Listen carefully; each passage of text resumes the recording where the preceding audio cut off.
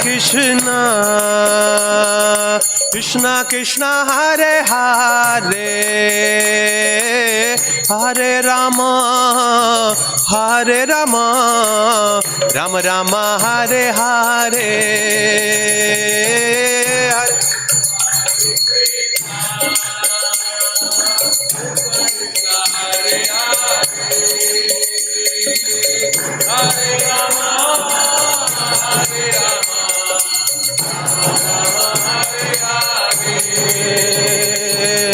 Hare Hare Krishna, Hare Krishna, Krishna Krishna Hare Hare, Hare Rama, Hare Rama, Rama Rama Hare Hare,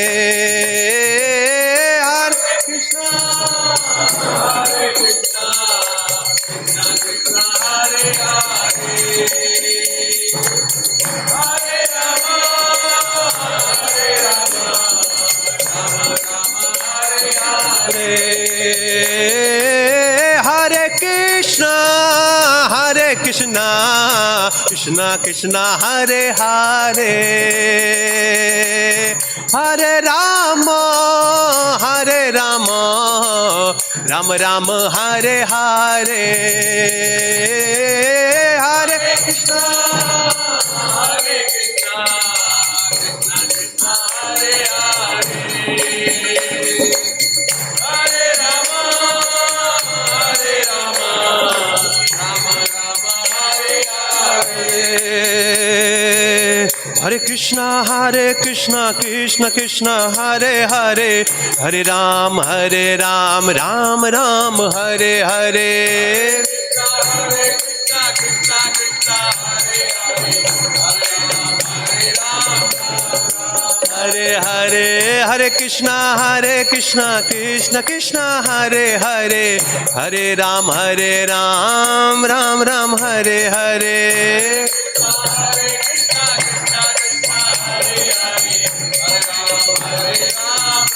Ram Hare Hare, Hare Krishna, Krishna Krishna Hare Hare, Hare Ram, Ram Ram Hare Hare,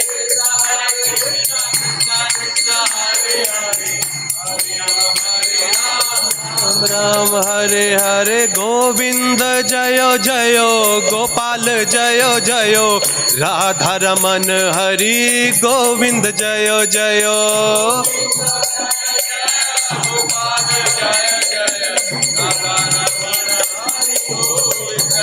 Jayo Govinda Jayo Jayo, Gopal Jayo Jayo, Radha Raman Hari, Govinda Jayo Jayo,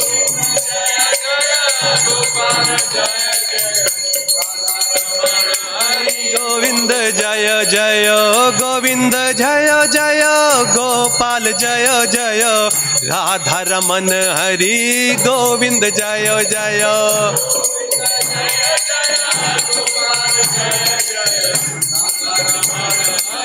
Govinda Jaya Jaya, Hare Krishna, Krishna Krishna Hare Hare, Hare Rama, Rama Rama Hare Hare, Hare Krishna, Krishna Hare Hare, Hare Rama, Hare Hare, Hare Krishna, Krishna Krishna Hare Hare, Hare Rama, Rama Rama Hare Hare, Hare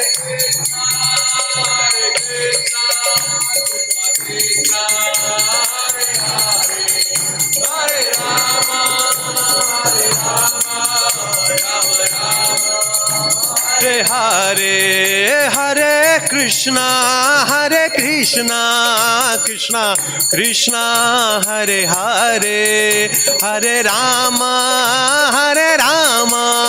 Rama Rama Hare Hare, Hare Krishna,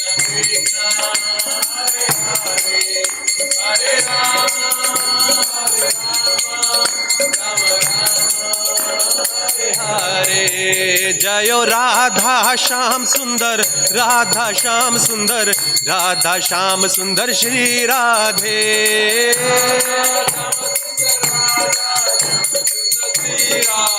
Prabhupada Prabhupada Prabhupada, जय जय Prabhupada.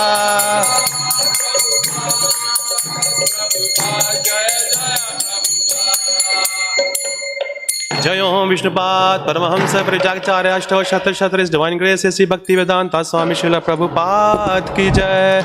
BBT founder आचार्य शिला प्रभुपाद की जय। जय ओम विष्णुपाद परमहंस परिचार्य अष्टो शत्र शत्र his divine grace Bhakti Siddhanta Thakur शिला प्रभुपाद की जय।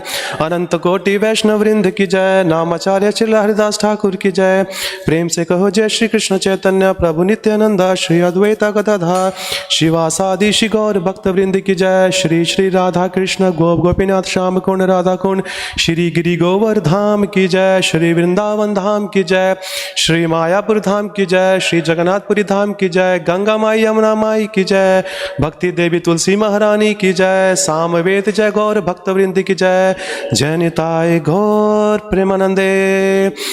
All glories to the assembled devotees, all glories to the assembled devotees, all glories to the assembled devotees, all glories to His divine grace. Srila Prabhupada ki jai.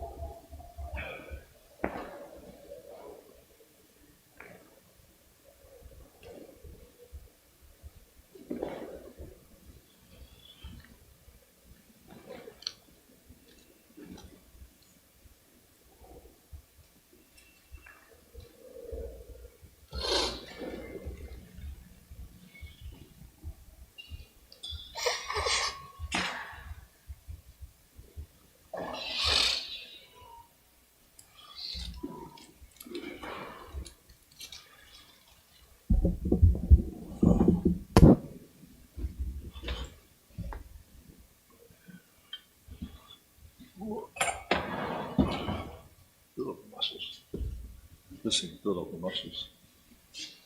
It's for you. For you. Thank you.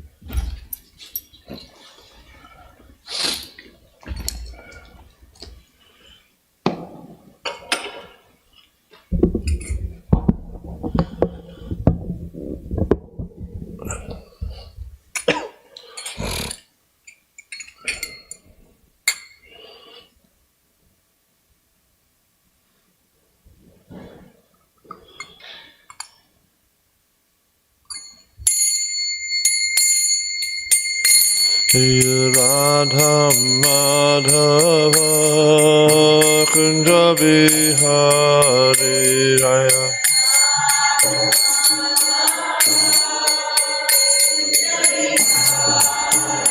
Jaya Radha Madhava Kunja Bihari Raya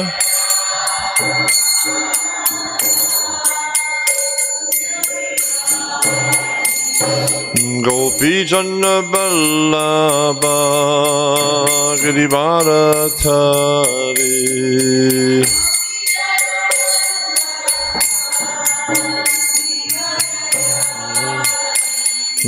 Gopi Janna Ballabha Girivarathari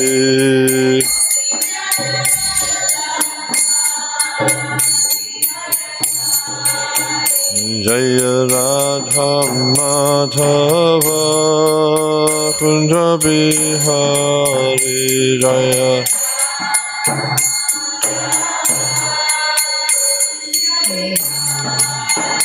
Jaya Radha Madhava Kunja Bihari Jaya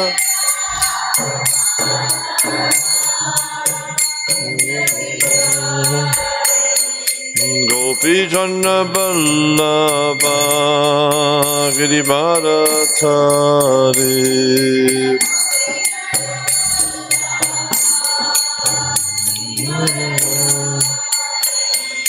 Gopi Janna Vallabha Girivarathari Gopi Janna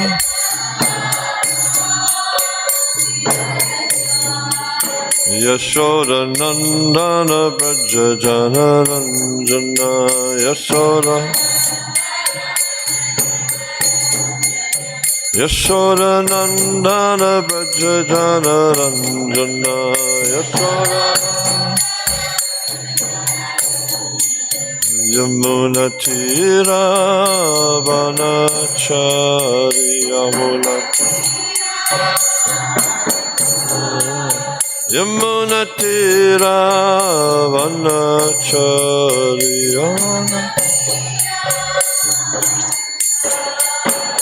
Jaya Radha Madhava Kunda Bihari Jaya Radha Madhava Jaya Radha Madhava Kunda Bihari Jaya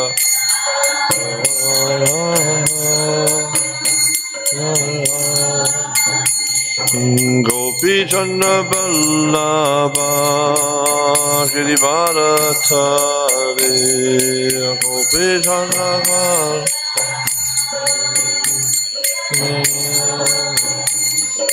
Gopi Janna Vallabha Girivarathari Gopi Janna Vallabha Yashoda Nandana Braja Jana Ranjana Yashodana Yashoda Nandana Braja Jana Ranjana Yashoda Nandana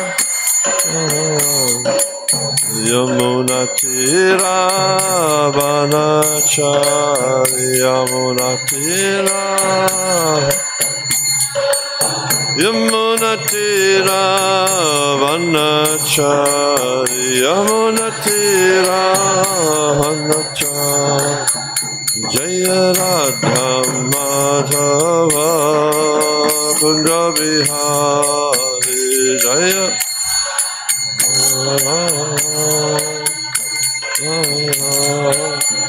Jaya Radha Madhava Kunda Bihari Jaya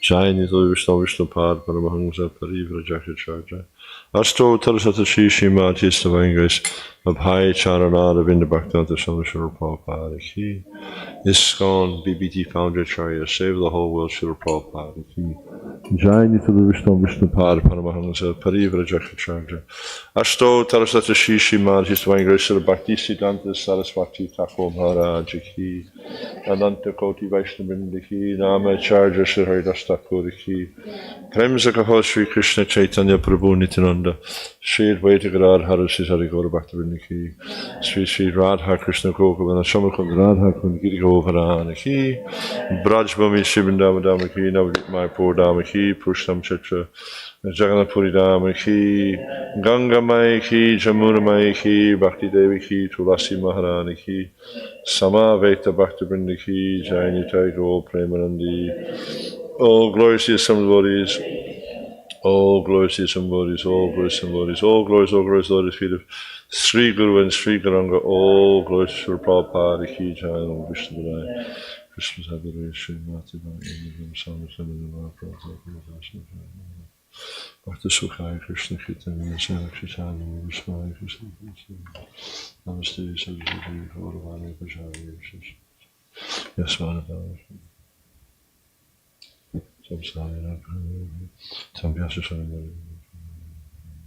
Om Namo Bhagavate Vasudevaya Om Namo Bhagavate Vasudevaya Om Namo Bhagavate Vasudevaya.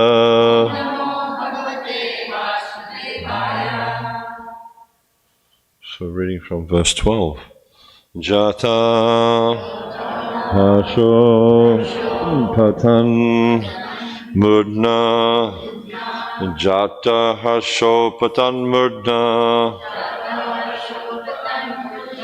Jata Hasho Patan Mudna Jitao Labda Manarata Chitto Labda Manorata Chitto Labda Manorata Jataha Shopatan Murdna Chitto Labda Manorata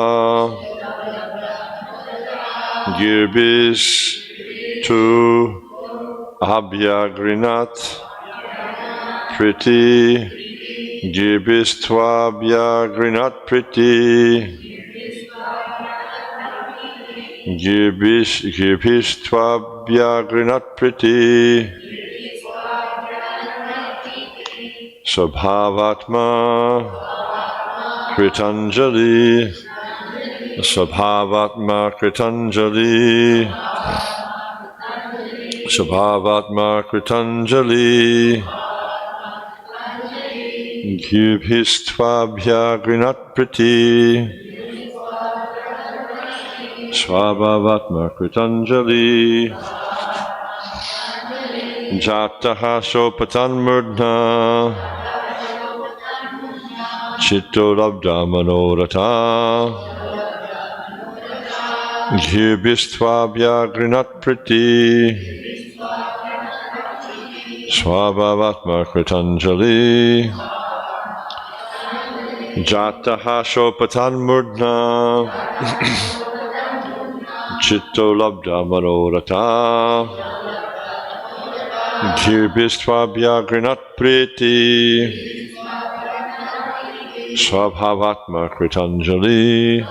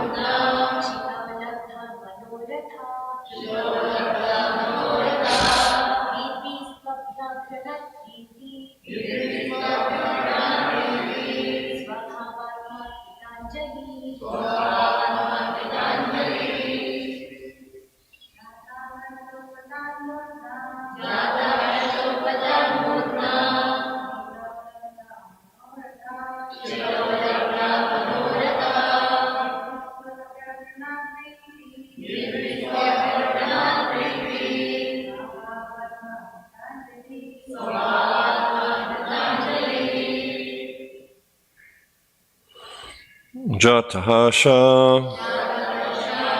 naturally jubilant. Apatat, he fell down.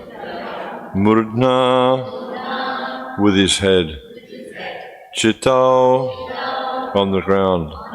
Labda, having been achieved.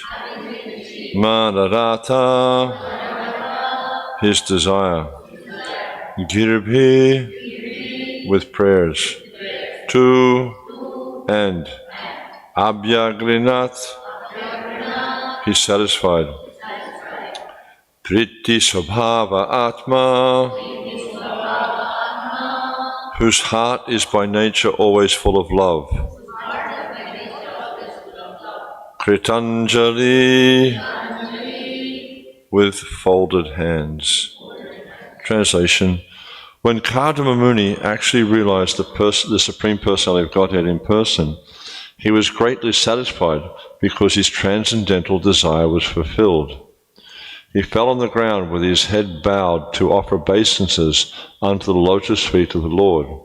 His heart naturally full of love of God, with folded hands, he satisfied the Lord with prayers. Responsively, please. When Kardama Muni actually realized the Supreme Personality of Godhead in person,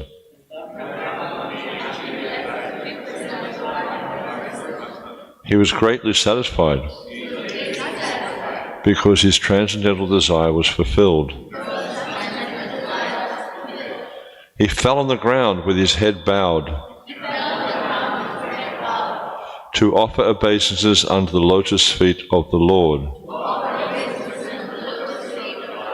His heart naturally full of love of Godhead, with folded hands, he satisfied the Lord with prayers. Srila Prabhupada's purport. The realization of the personal form of the Lord is the highest perfectional stage of yoga.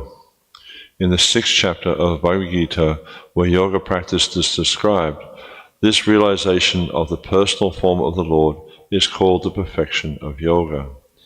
After practicing the sitting postures and other regulative principles of the system, one finally achieves the stage of samadhi, absorption in the Supreme.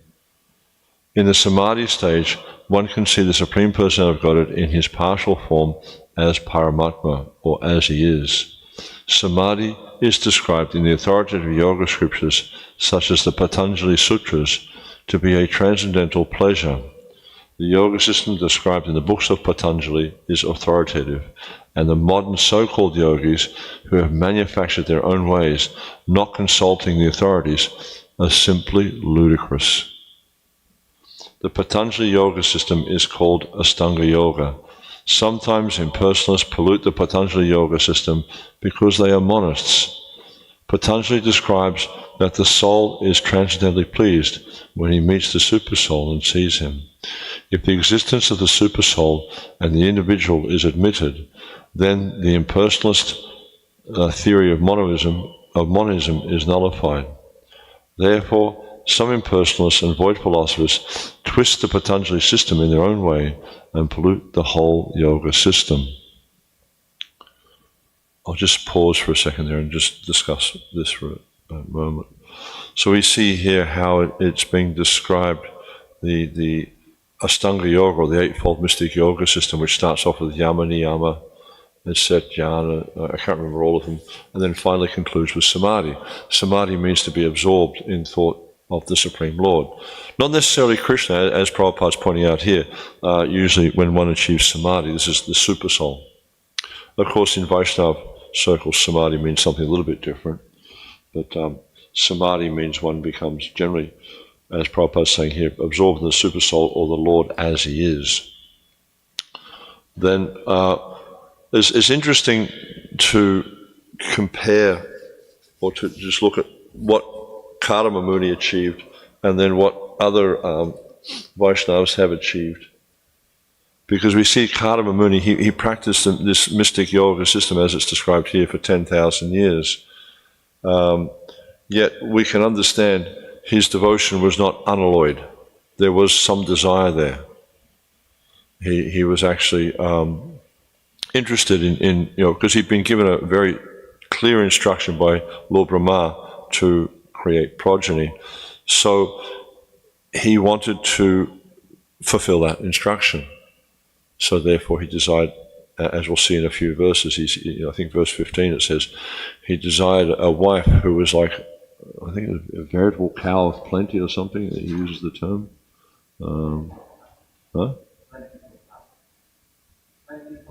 A plentiful cow, yeah.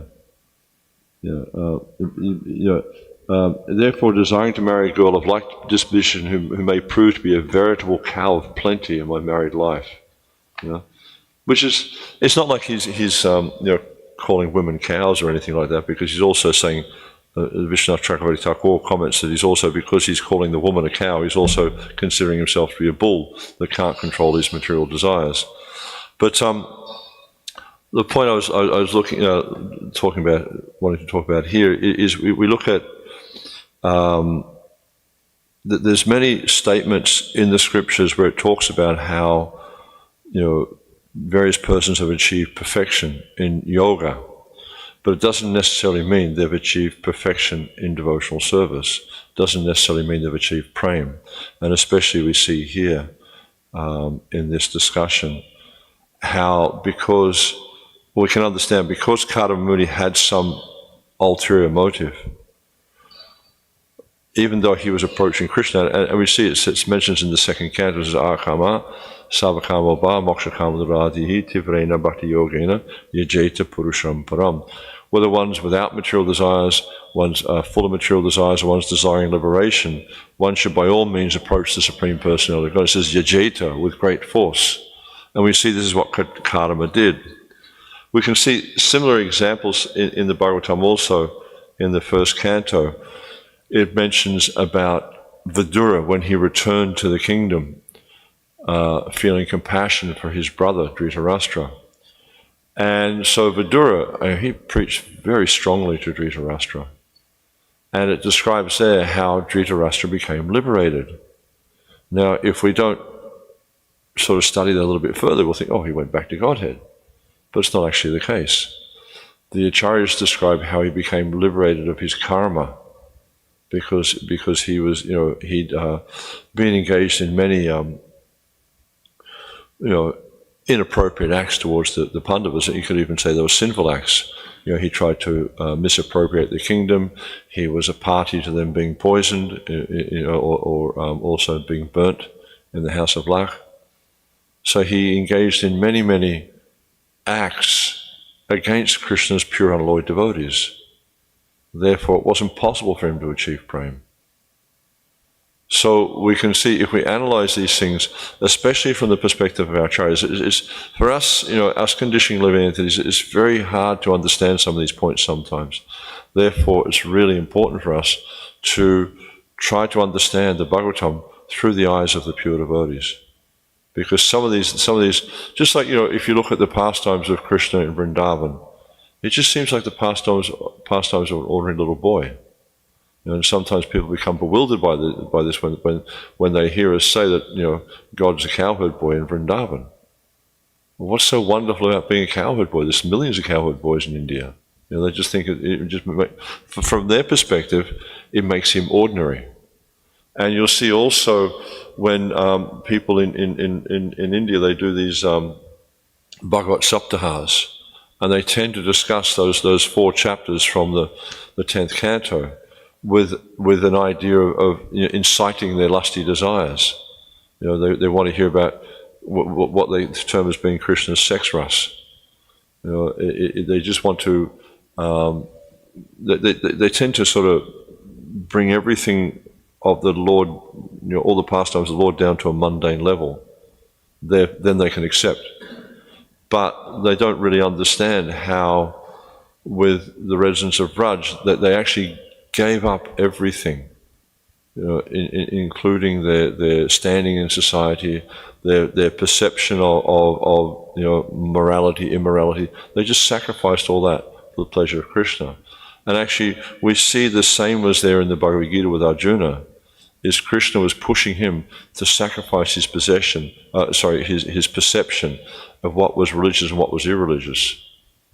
Because he says, because we see in the beginning of the Gita, Arjuna's presenting mundane morality. That no, if I kill all these persons, then Varna Shankara will become a result. Because the women of the family won't be protected, your religiosity will come about, and therefore children born in such a situation will be Varna Shankara, unwanted progeny. But then we see at the end, Krishna says, Savadamam Parityaja. Give up all your concepts of religion because they're wrong. He says the ultimate religion is to surrender to me. And we see here with Kadama, the same point is there, that even though he had a desire to fulfill the instructions of Lord Brahma, still he approached Krishna. So even though he's not a pure unalloyed devotee, still his desire was very strong to satisfy the Supreme Personality of Godhead. And after performing tapasya, or performing his yoga tapasya for 10,000 years, he achieved perfection in yoga. And this is quite clearly explained by Prabhupada in various purports throughout this section, this chapter. He said in the fourth verse, he says, the husband and wife Kadama and Devahuti were advanced in yoga practice. The husband was a Mahayogi, a great mystic, and the wife was a Yoga Lakshana, or one advanced in yoga. You won't find any purport in this section where Prabhupada says, or any verse where it's stated that he was a pure unalloyed devotee of Krishna. But he was definitely a very, very advanced personality, a very advanced devotee. He was definitely a devotee of Krishna, there's no doubt of that, because he approached Krishna. He had a desire which he wanted to fulfill, and he approached Krishna to fulfill that desire. And you'll see that as this description unfolds in this chapter, how he was criticizing people for having material desires, but then he's saying, but I'm the worst of them, I'm the most sinful, because I'm approaching you with material desires. He's actually, in one point, Vishnu Chakravarti Thakur translates his statements as saying he was evil, because he's approaching Krishna with material desires. But, as I was saying before, and the Bhagavatam points out, even if you do have material desires, if you're full of material desires, approach Krishna. Because by approaching Krishna, what happens is that you may or may not get the desires fulfilled. That's kind of beside the point. But the real thing is you'll become purified of these desires. And even if those desires do get fulfilled, and if you're engaging those activities in Krishna's service, if you're engaging those desires in Krishna's service, then there'll be no concomitant reaction, there'll be no karma associated with those things, because it's connected to Krishna. So it's very important understanding. And then, Kadama Muni, he meditated for 10,000 years before attaining perfection. But this was yoga perfection. Kadama Muni practiced mystic yoga for 10,000 years just to please the Supreme Personality of Godhead Hari. So we see he was definitely a devotee because his intention was to please Krishna. But if we look at the analysis of advancement in devotional service, which is given by our acharyas, we'll see this stage of prema is a very, very, even the stage of bhava is an incredibly elevated stage. I mean, I don't understand so much about all the details of it, but you can read, in various places, like personalities like Bharat Maharaj. He was on the stage of bhava. But the stage of bhava, there's many, many steps one has to go through before one gets to the stage of prema. And prema is described as being very, very rare. It's very rare. You won't see it often happens in the Bhagavatam where a person who's practicing some sort of mystic yoga will come to the stage of prema. It's quite uncommon.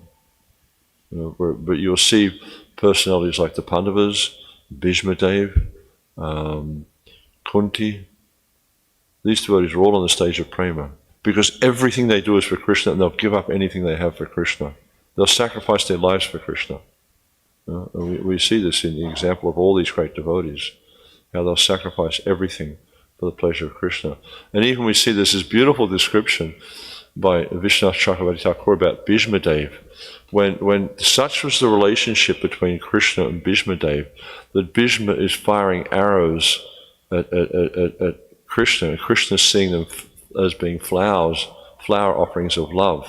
And then when the arrows were striking him, and cutting his, and he was manifesting cuts on his body, then Krishna was seeing this to be like, how the bites that a lover may put on the neck of her lover. What do you call them? Hickeys, I think? Love bites? He was seeing them like that.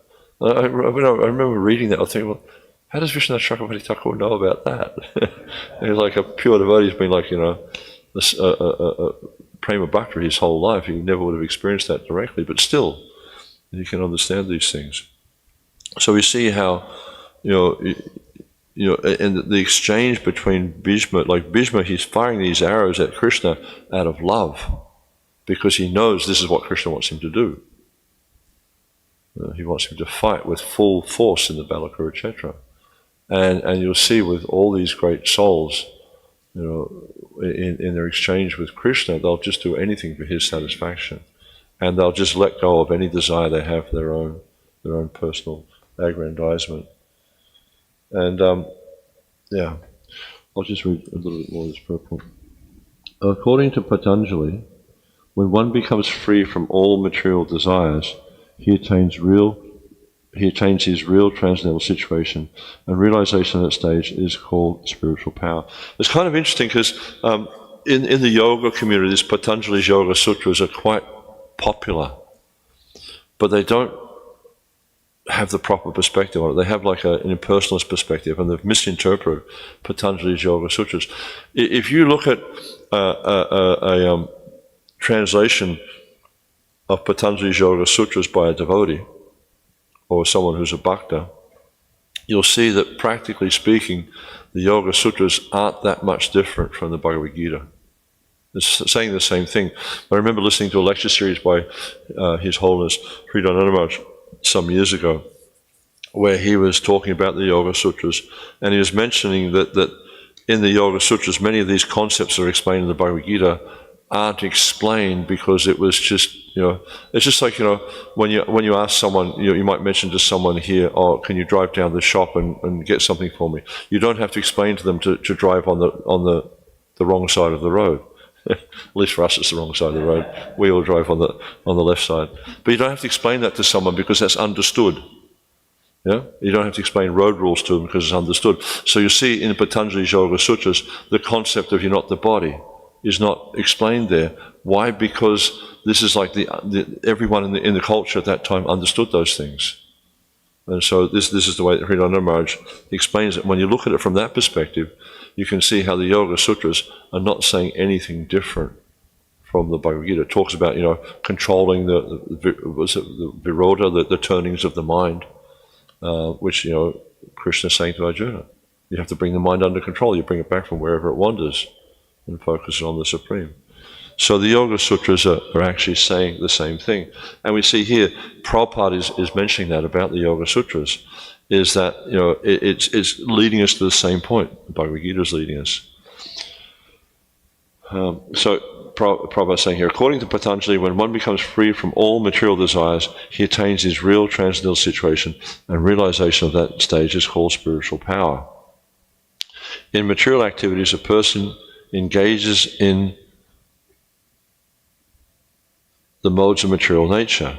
The aspirations of such people are to be religious, to be economically enriched, to be able to gratify the senses, and at last to become one with the Supreme. So this is, Prabhupada would often, or the Sanskrit terms would be to Dharma, Artha, Kama, and Moksha. But it's interesting how Prabhupada is translating Moksha here as to become one with the Supreme. And that can be interpreted in different ways, of course, that one merges, or one becomes one in consciousness with the Supreme, as we see with great devotees. According to the monist, when a yogi becomes one with the Supreme, he loses his individual existence.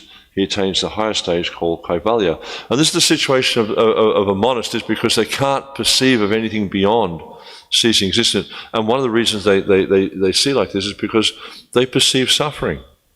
And the only way to stop the suffering is to end existence. They don't understand there's a higher realm. They don't understand that through the practice of bhakti, they can actually achieve this true state of bliss.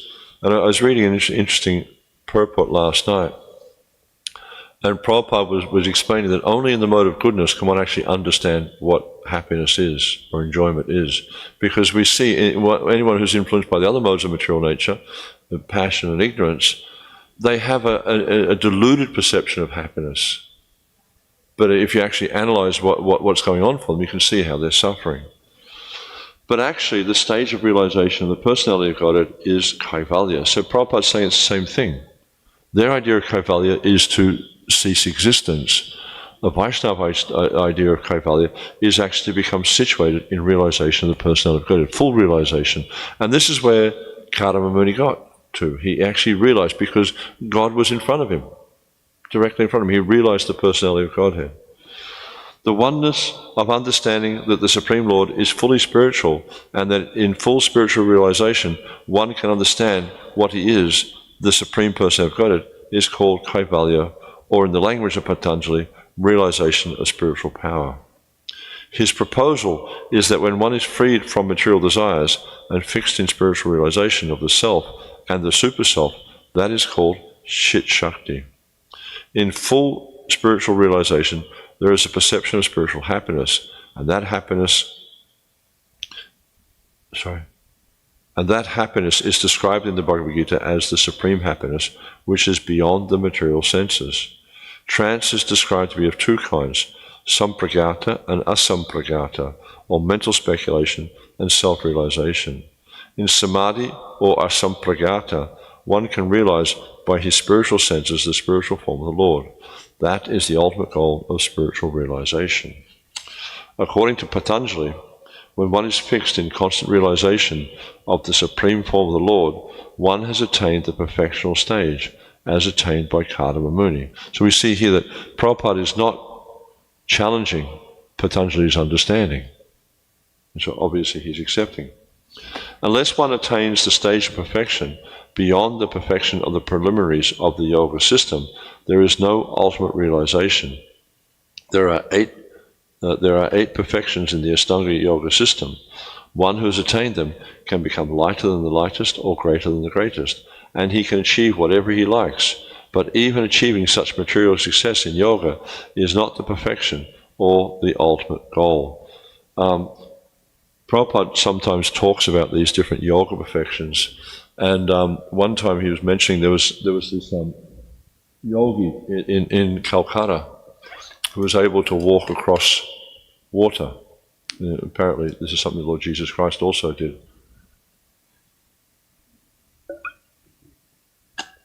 And so this yogi in Calcutta was advertising, come and see me walk across the water. And he was getting there ready to walk across the water, and there was a boatman there. And he said to this yogi, he says, "What's the use of your 2 paisa trick?" And he says, "What do you mean 2 paisa trick?" He says, "For 2 paisa I'll take you across in my boat." So you can see these things. What's the use of it? You can achieve so many of these mystic cities, but ultimately, what's the use of it? You see this in the material world. These scientists, they're kind of like mystic yogis. They're doing so many different things. Like they have this thing in near Bern in Switzerland. It goes through a couple of borders of different countries. It's called the Hadron Collider, I think. Huh? And what they do is they get these particles and they accelerate them to like really, really high speeds, and they measure them, and you think, well, that's great, but what's the use of it? How does that help me to have a better life? And they're spending billions of dollars on it. You got these they're putting rockets up. You see them on the news all the time. Like Elon Musk, he's got his SpaceX and he's putting rocks up, and he's got these big arms that catch them and all. So, what's the use of it? They're spending billions and billions of dollars on all these things, but what's the use of it? How does it benefit anyone? How does it change your life? Merle and I were having an interesting discussion, because there's a devotee in London who works for YouTube, and there was this presidential debate just recently, and this devotee, he couldn't come for his service because he was up all night long trying to keep YouTube up, because there were so many people watching the debate on YouTube that the site kept going down. There was like millions and millions of people trying to watch. So Merle and I were having this conversation. Merle was drawing the conclusion. He said, it doesn't really matter whether one party gets in or the other party gets in. Practically speaking, what changes for you? Nothing. You know, you still have your taxes to pay. You still struggle to pay your bills. You still have the same challenges of birth, death, old age, and disease, because none of them understand what spiritual life is for, or what life is for. They have no idea. They're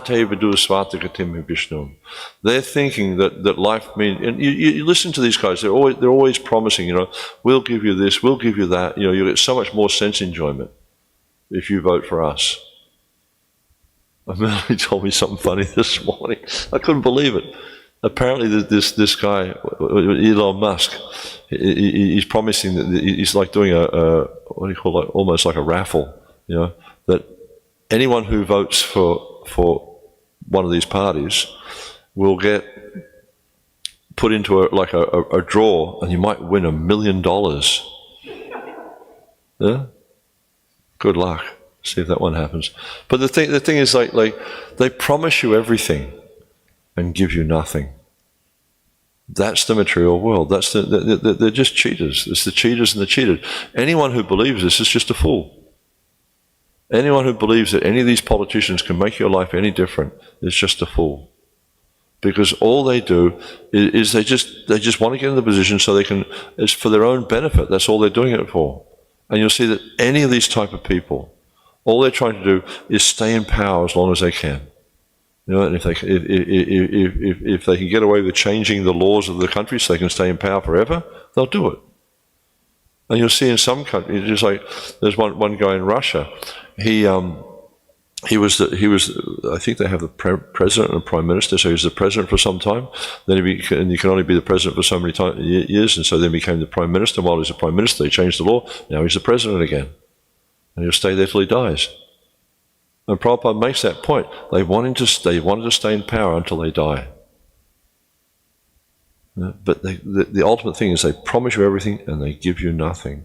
And that's the situation in this material world. It's like, it doesn't matter what you try to achieve in this material world, ultimately it just results in frustration. And it's only when we can come to this point of understanding the spiritual process and engaging ourselves in the spiritual process will we actually start to experience a change in our life. And Rupa Goswami, he talks about this in the beginning of the Nectar of Devotion, how when we start the practice of devotional service, it automatically brings about auspiciousness in our life. And it also brings about the cessation of suffering, or cessation of misery. And that's the beginning stage of devotional service, not to speak of the higher stage of devotional service. You know, so automatically, just by practicing devotional service, your life becomes auspicious. In the material life, it's completely inauspicious. Because why? It's just perpetuating birth, death, old age, and disease. It's only when one achieves spiritual perfection that you can actually terminate this cycle. And this is what we see Kadamba Muni is working on. He's coming to the point of terminating the material cycle. The ultimate goal is described here. Kadamba Muni saw that the Supreme Personality of Godhead in his eternal form. So he actually saw Krishna face to face. Devotional service begins with the relationship of the individual soul and the Supreme Soul, or Krishna, and Krishna's devotees. And when one attains it, there is no question of falling down. If, through the yoga system, one wants to attain the stage of seeing the Supreme Personality of Godhead face to face, but is attracted instead to the attainment of some material power, then he is detoured from proceeding further. Material enjoyment, as encouraged by bogus yogis, has nothing to do with transcendental realization of spiritual happiness. Real devotees of bhakti accept only the material necessities of life. Real devotees of bhakti yoga accept only the material necessities of life absolutely needed to maintain the body and soul together. They refrain completely from all exaggerated material sense gratification and are prepared to undergo all kinds of tribulation, provided they can make progress in the realization of the personality of Godhead. And so Prabhupada is talking here about, you know, he's giving the difference between someone like Kadamba Muni and someone who's a pure devotee. Because Kadamba Muni, he had another desire. And we see how, as this story unfolds, we'll see how he gets diverted or distracted for thousands and thousands of years. He creates this big aerial mansion, and he's going all over the different places. And him and Devahuti are really enjoying themselves materially. But then he gets to a point where he realizes, oh gosh, I've just wasted so many thousands of years. And then so he impregnates Devahuti. He gives her the children he promised. But then at one point, when he's about to leave, she's expressing her dissatisfaction. And then she explains to him that, no, I want a son also. And then so he impregnates her with Kapiladev. Kapiladev is born, and then he leaves. He actually, at that point, then he pursues his spiritual journey further. And I don't recall completely at what stage he achieves, but we see here that Prabhupada's making that clear distinction between someone who's approaching the Lord with some kind of motive and someone who has no motive. And he's saying here that they are prepared to undergo all kinds of tribulations, provided they can make progress on the progress in the realization of the personality of God. And we see that with great devotees, that they're making all sorts of, performing all types of austerities. Just like you look at Srila Prabhupada, the austerities he performed in order to push on Krishna consciousness. It was quite extraordinary.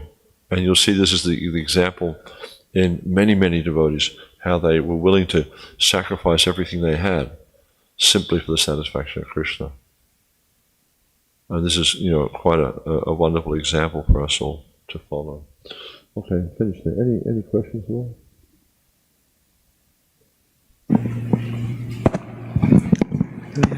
Yes, sir. Thank you so much, Prabhu. I was thinking, kind of little confused or so. I know Kadamba Muni has this desire to fulfill his father's instructions. But his father's instruction is also part of the Lord's direction for the Brahma to create it. And then, of course, he is asking Kadamba Muni to fulfill that instruction of the Lord. So, and by going through what Kadamba Muni did, he approached the Lord to get his desire fulfilled. And but that, I don't know if that is his desire or to fulfill his father's instruction. And because after completing his activity, he simply leaves the place and then goes to forest again. Right, Kadamba Muni, when Kapiladev is born. So I was just thinking how, when we say unalloyed devotee, he's of course unalloyed devotee. So he had that, material part from the external perspective, but is it because he is trying to fulfill his father's instruction, which is instruction of the Lord. Yeah. So I was thinking how to understand that it is material desire. He's an extraordinarily advanced devotee, there's no doubt of that. But you don't see anywhere here, at least in this section where it's mentioning he's a pure devotee. And just because the Lord appears as his child doesn't necessarily mean that he's a pure, unalloyed devotee. Krishna can appear to anyone he desires, but obviously he's a very advanced devotee because his focus is on trying to please Krishna, but he's not willing to give up everything at this stage. Later on he does, but at this stage he has strong material desires. Because you see also, you look at, for instance, the Kumaras, and they're also not Prema Bhaktas, as far as I understand. They're very advanced devotees. But they were instructed by Brahma to create progeny. They said, no, we're not doing it, because we want to focus on our spiritual life. So, yeah. He still maintains some desire, some material desire. And even though it's the instruction of Lord Brahma, still he wanted to get married, he wanted to have children. And I'm not saying that, getting married is going to block you from praying, because it's not. Because we see with personalities like Bhaktivinoda Thakur, he was definitely a extraordinarily advanced devotee. He had children. He got married. There's many. You look at as I was saying yesterday, most of the Mahajans are Grihastas, and they're extraordinarily advanced devotees. So, but it's clear here that Kadamba Muni, he achieved perfection in yoga, but at this point he hadn't achieved prema. Whether he does it, do you remember Murli? Did he achieve prema later on? I can't remember. But later on, he because I don't think it really describes, it just sort of ends when he departs, sort of thing, and then it goes into the story of Kapila Dev, but I don't really remember where it goes. But I'm not certain that it mentions that he achieved prema.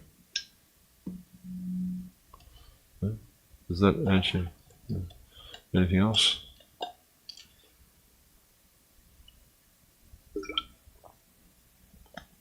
Yes, Govinda Mohini.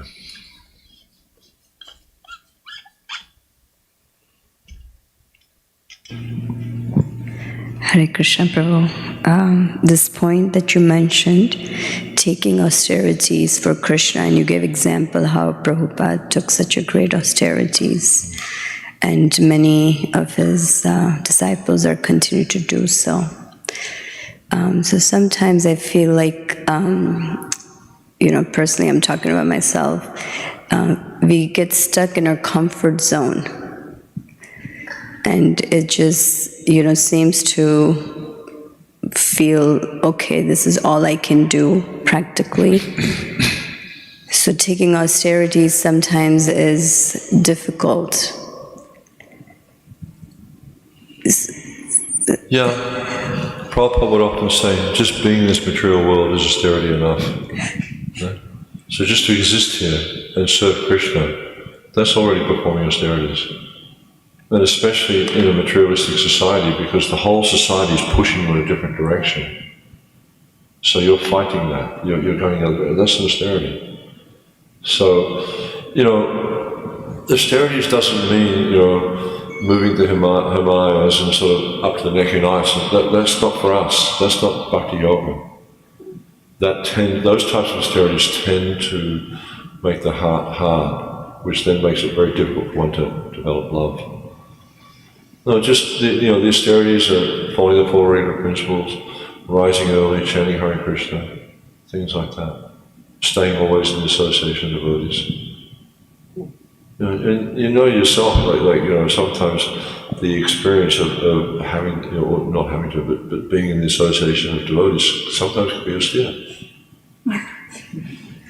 Because sometimes they've got very different ideas, but in order to push on Krishna consciousness, in order to become more Krishna conscious ourselves, we accept that. Sometimes it's just, most of the time it's blissful to be in the association of others, but sometimes it can be austere. So we perform these, following, we were describing this yesterday. In the beginning stage, especially the beginning stage of devotional service, because we're very much in the modes of passion and ignorance, the idea of following regular principles is like poison. But as we evolve in Krishna consciousness, it becomes like nectar. Because the modes of passion and ignorance influence us less and becoming more affected by goodness and hopefully beyond to the stage of transcendental consciousness. So, things that may seem austere to begin with become very, very blissful. So, just being here is austere. Don't worry about it. You don't have to go, putting yourself in ice up to the neck or surrounding yourself with fires or, anything crazy, doing ice baths or anything like that. Just being in this material world is austere. And being here for the pleasure of Krishna. Because you're practicing those austerities, being here for the pleasure of Krishna becomes blissful in due course.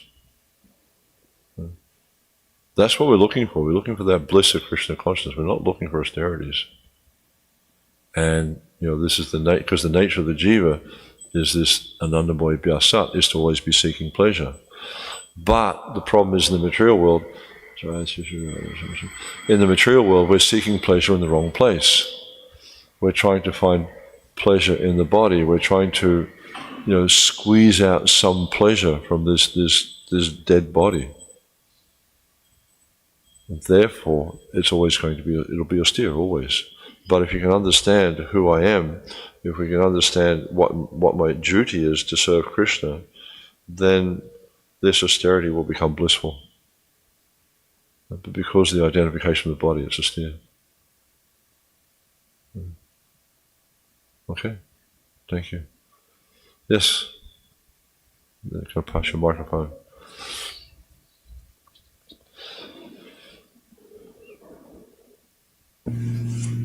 Hare Krishna. In the purport, there was a statement that said trance was of two kinds. One was mental speculation and... Sampragata and sampragata, yeah. I was wondering if you can explain that statement a little bit. Well, the impersonalists, they also do perform a kind of spiritual practice, and they get into a trance state. But the thing is, with those persons, they're ultimately thinking they're going to become one with God. And so for a period of time, they seem to merge into the Brahmajyoti, or become situated in the Brahmajyoti. But you can't merge. Because Krishna says, what's that? He says, never was a time when I did not exist in you, nor all these kings nor the future shall never cease to be. So Krishna in that verse is indicating the eternal individuality of the living entity. The impersonalists, the Mayavadis, they tend to want to deny that or dismiss that eternal individuality. But the living entity is eternally individual, and you can't change that. Just like you can't change the nature of water, you can't change the nature of anything. So the nature of the self is to be eternal, individual. And so we don't really accept that perspective of realization. We understand that we have an eternal relationship with the Supreme as an individual, and he's an individual, and I'm an individual. And we see that. Is that okay? Okay, thank you. Yeah.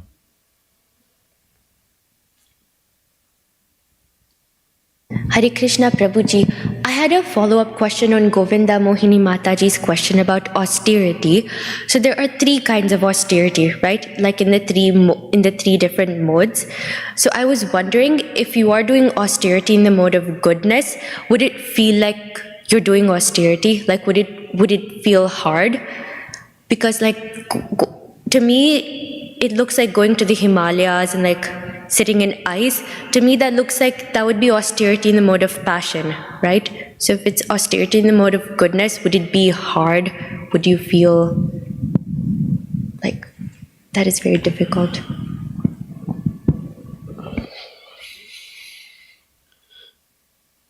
My understanding would be that something like sitting in ice or surrounding yourself by fires, these are recommended in the scriptures. So for one who's in that consciousness, they would be in the mode of goodness. But if someone is in a different consciousness, they could be austerities in the mode of passion or the mode of ignorance. So a lot of it would depend on the consciousness of the person who's performing austerities. Yeah. So, and for someone, you look like someone like Srila Prabhupada. He didn't like fasting, but he's a great transcendentalist. But he didn't like austerities, and to do simple austerities for someone who's not accustomed to austerities. Just like if you look at yogis, you've probably never been to Kumbh Mela, but you go to Kumbh Mela and you see all sorts of people doing all sorts of weird and wonderful things. I remember I went to Kumbh Mela one time, and there's these guys that were lying on beds of thorns and stuff. You can see the little pricks and blood was coming out. I saw this one guy, he was actually cheating, but he had his arm up like this, dressed like Hanuman. He had his arm up in the air, and there was a sword through his arm. But I looked closely, and it wasn't going through his arm. He actually had this plastic thing around here, and there was painted blood. So he's just trying to delude people into thinking that he's performing great austerities. So these are kind of just cheating.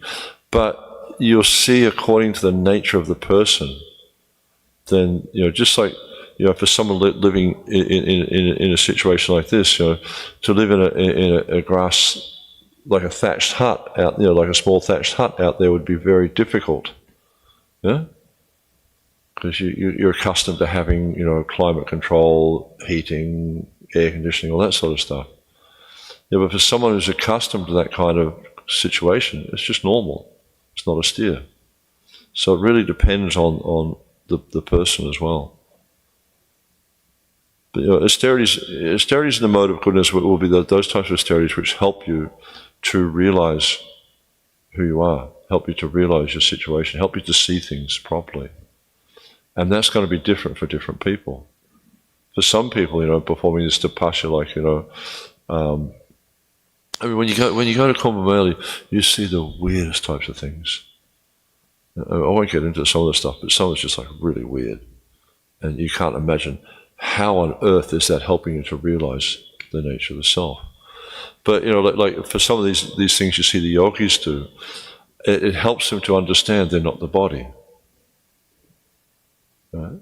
Which is a beginning stage of realization. But then you can see someone like what's his name? Socrates. He realized he wasn't the body. He was an intelligent person. So different people, some people will realize by studying the scriptures, by associating with advanced devotees, they can realize they're not the body. Other people have to do very extreme external austerities to come to this point. So the point, I think the real point here is whatever helps you to advance in Krishna consciousness, that's a good thing. And if you were to go and live in the Himalayas and surround yourself with ice, and sit there and do your meditation, you might find that's not very conducive. You'd just be suffering all the time. Yeah? But to live in the association of devotees, to chant Hare Krishna, to follow the regular principles, these are austerities, but they'll help you to advance in Krishna consciousness. And that needs to be the real point of why we practice austerities. Yeah? But these other people are kind of missing the point. They perform austerities to become famous. They want to be known as a very austere yogi. That's the mode of passion. You look at the outcome. What's the outcome? Okay?